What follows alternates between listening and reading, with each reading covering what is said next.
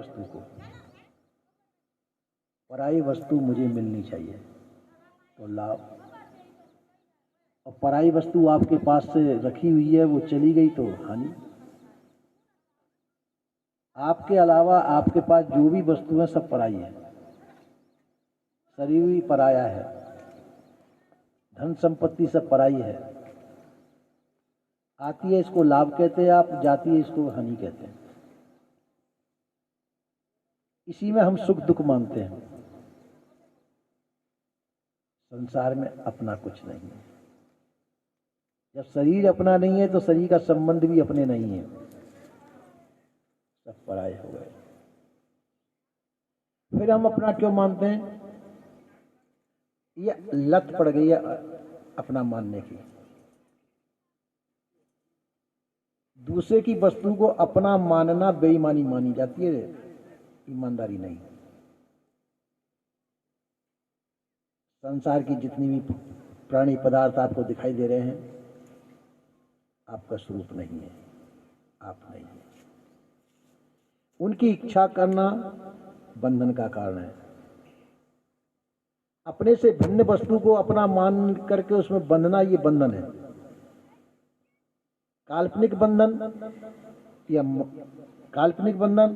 भौतिक बंधन, ये दो प्रकार से हम बंधनों को स्वीकार करते हैं।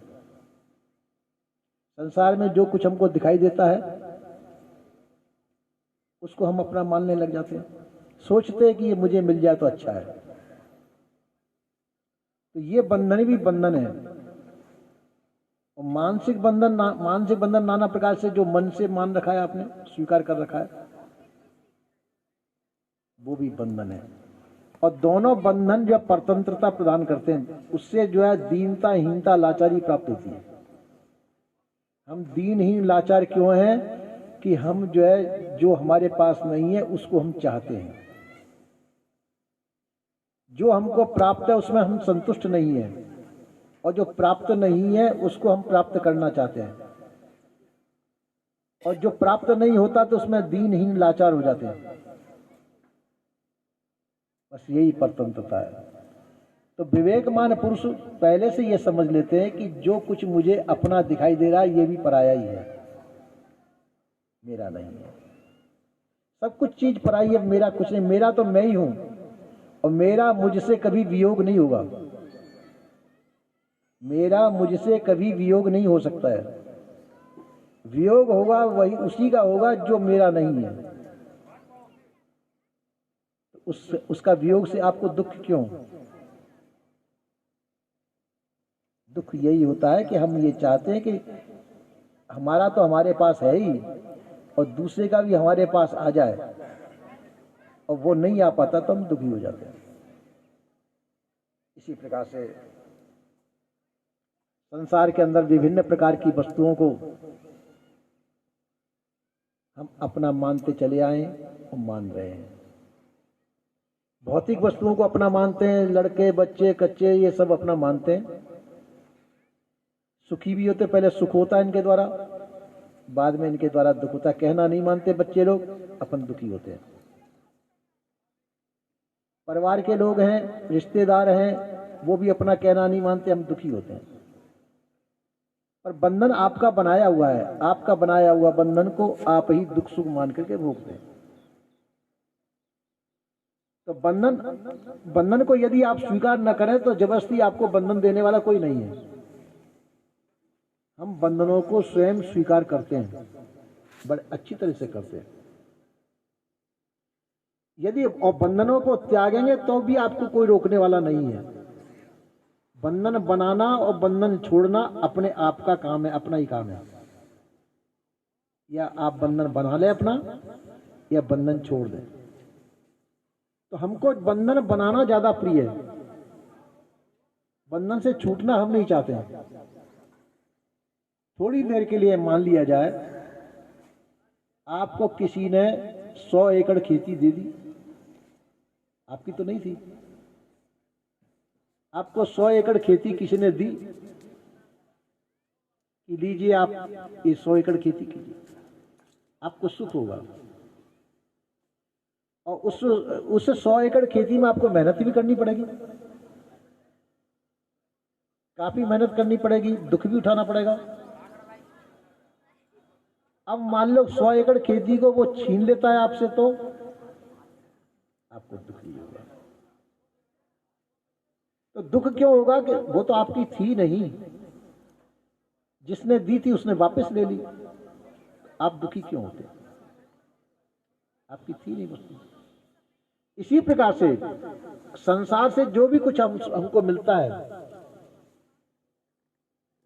तो मिलते समय पे हम सुखी होते हैं, और संसार ही उसको हमसे छीन लेता है तो हम दुखी होते हैं। आप पैदा हुए, शरीर आपका पैदा हुआ, तब भी शरीर आपको प्राप्त ही हुआ। शरीर आपके साथ नहीं था, शरीर प्राप्त हुआ। शरीर के संबंध से संसार आपको प्राप्त हुआ, नाते गोते रिश्ते आपके बनते चले गए, और सबको आप अपना मानते चले गए। यह अहमता ममता का खेल होता रहा। आप सुखी है, इतना इतना बड़ा मेरा कुनबा है, इतना मेरा बड़ा परिवार है। रावण के बहुत बड़ा परिवार था, कृष्ण के बहुत बड़ा परिवार था। अपना अपना मान करके सभी उस अहंकार के अंदर फूले नहीं समाते थे। बड़े बड़े युद्ध भी लड़े उन्होंने, और जय कि उस युद्ध का परिणाम भी उन्होंने देखा।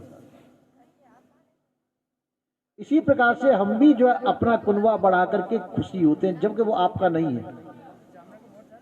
संसार में जिसको आप अपना मानते हैं आपका नहीं है,